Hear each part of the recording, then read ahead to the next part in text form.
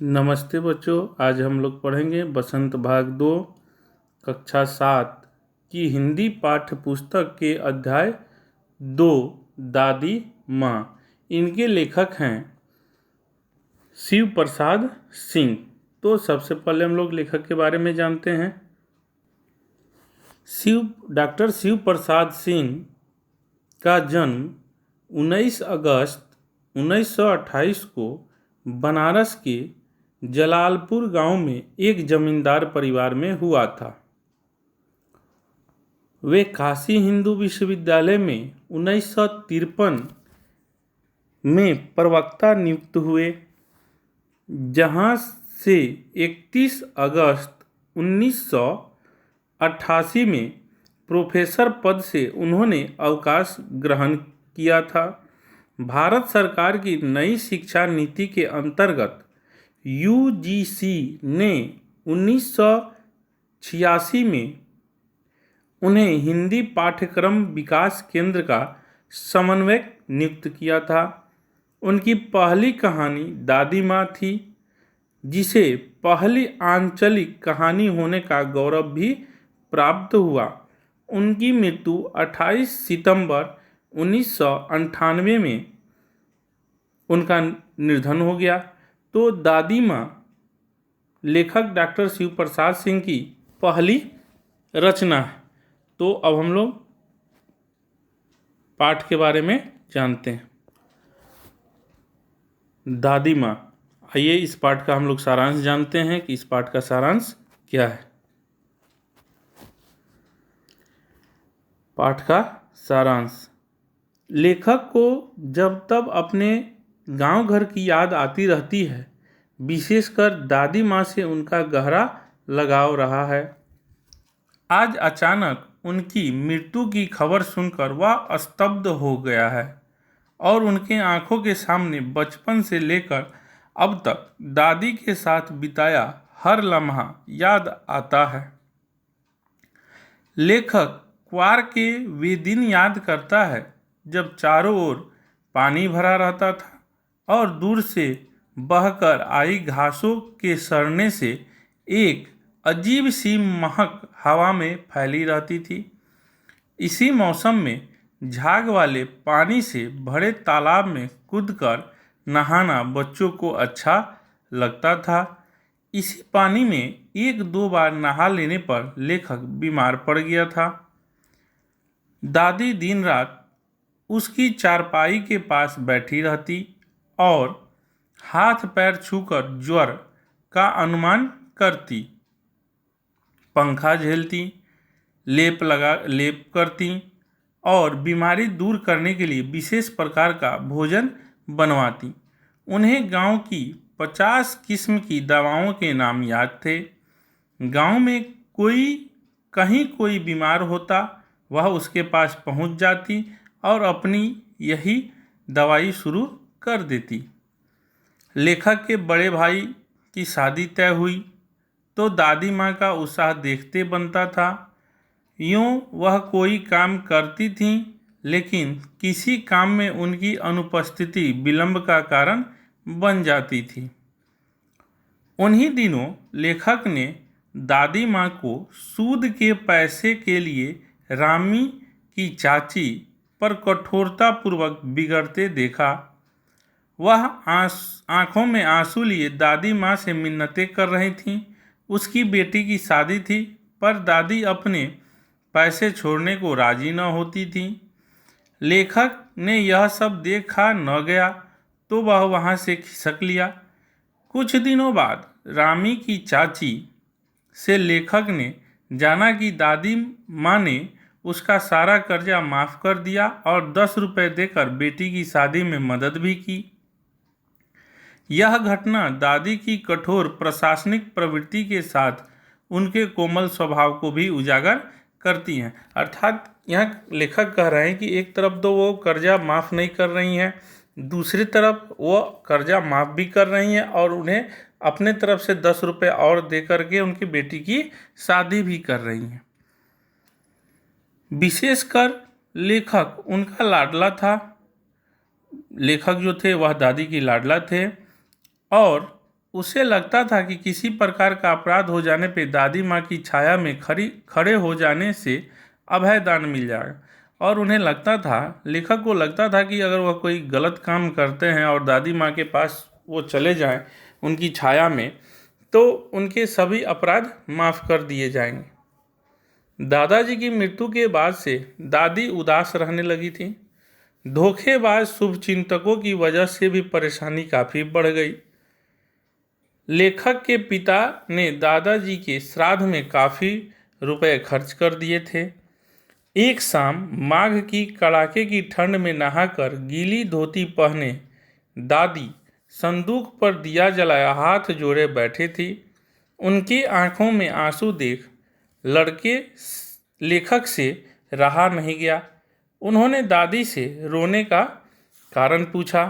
दादी मुस्कुराते हुए प्यार से उन्हें खींचकर रसोई में खाना खिलाने ले गई। अगले दिन लेखक ने देखा कि दादी माँ ने दादाजी की दी हुई निशानी सोने की कंगन संदूक से निकालकर पिताजी को दे दिए ताकि वह अपना कर्जा चुका सके। लेखक को दादी माँ किसी शाप भ्रष्ट देवी सी लगी। लेखक अतीत से वर्तमान में लौट आया। जब वह पत्र पढ़ रहे थे लेखक, तो वह अपने पुराने दिनों को याद कर रहे थे, और जब पत्र समाप्त हुआ तो वह अभी वर्तमान स्थिति में लौट आए। बड़े भाई का लिखा पत्र अब उनके हाथों से कांप रहा था और वह यकीन नहीं कर पा रहा था कि दादी सचमुच नहीं रही, अर्थात दादी स्वर्गलोक को सिधार गई। और जब वह पत्र पढ़ रहे थे तो अपने पुराने दिनों को याद कर रहे थे। तो यह पाठ का सारांश था। अब हम लोग प्रश्नाभ्यास को देखते हैं। अभी हमने आप लोगों को दादी माँ कहानी शीर्षक का सारांश बताया। अब हम लोग प्रश्नाभ्यास की तरफ आते हैं और प्रश्नाभ्यास को देखते हैं। तो सबसे पहला प्रश्न इसमें है कि लेखक को अपनी दादी माँ की याद के साथ साथ बचपन और किन किन बातों की याद आ जाती है।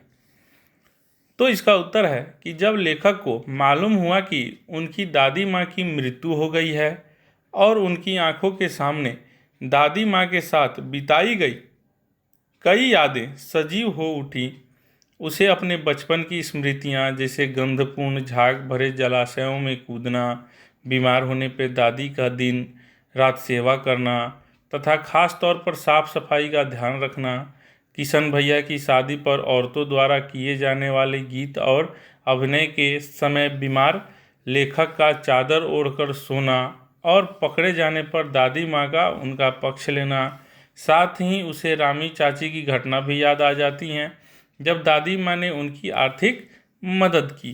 तो ये पहला प्रश्न का उत्तर है। दूसरा प्रश्न, दादी जी की मृत्यु के बाद लेखक के घर की आर्थिक स्थिति खराब क्यों हो गई थी? दादी जी के मृत्यु के पश्चात लेखक के पिताजी व भैया ने धन का सही उपयोग नहीं किया था। गलत मित्रों की संगति में सारा धन नष्ट कर डाला। दादाजी के श्राद्ध पर भी दादी माँ के मना करने पर लेखक ने पिताजी ने अपार संपत्ति व्यय के फलस्वरूप उनके घर की आर्थिक स्थिति और बिगड़ गई। अगला प्रश्न है, दादी माँ के स्वभाव का कौन सा पक्ष आपको सबसे अच्छा लगता है और क्यों? तो इसका उत्तर है कि दादी माँ का सेवा, संरक्षण, परोपकारी व सरल स्वभाव हमें अच्छा लगता है। दादी माँ मुँह से भली कड़वी थी, परंतु घर के सदस्यों तथा दूसरों की आर्थिक मदद के लिए हर समय तैयार रहती थी। आवश्यकता के समय दादाजी की अंतिम निशानी सोने का कंगन देकर घर वालों की मदद की। रामी चाची का कर्ज माफ कर उसे नगद रुपए भी दिए ताकि उसकी बेटी का विवाह निर्विघ्न संपन्न हो जाए। इन्हीं कारणों से वे दूसरों का मन जीतने में सदा सफल रहीं। अगला प्रश्न है कि आपने इस कहानी में महीनों के नाम पढ़े, जैसे क्वार, आषाढ़, माघ। इन महीनों में मौसम कैसा रहता है, लिखिए। तो इसका उत्तर है, क्वार इस महीने में न तो अधिक गर्मी न ही अधिक सर्दी होती है, अर्थात हल्की ठंड रहती है। आमतौर पर मौसम साफ रहता है। आषाढ़,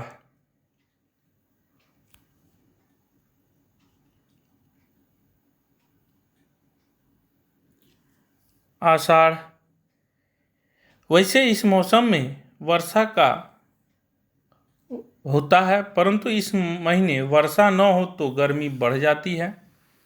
माघ, इस महीने में अत्यधिक सर्दी होती है।